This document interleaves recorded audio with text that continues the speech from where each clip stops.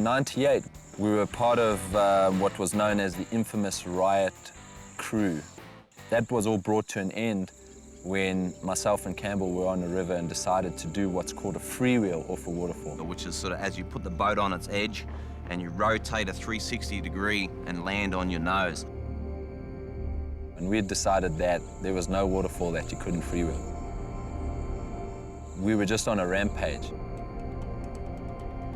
And we'd heard about Mamquam Falls and drove there pretty quickly. Had a look at the waterfall. The water was, it comes through a power station, the water was nice and high, and we just decided, well, we're gonna do it, this is easy. I was about to go first and freewheel it when the hydroelectric dam operators just upstream spotted us and turned off the water. So now the waterfall wasn't anything like it was when I first looked at it.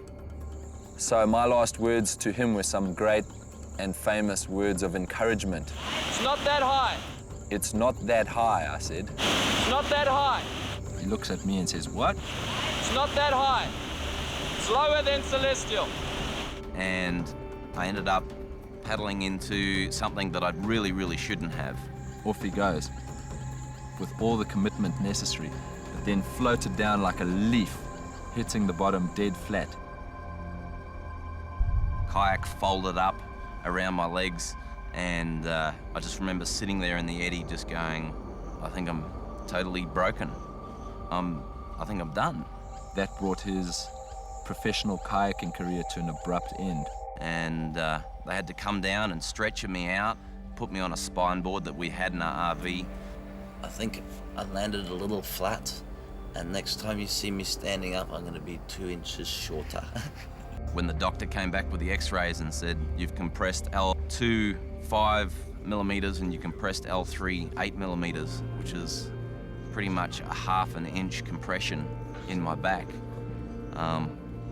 You know, that was it.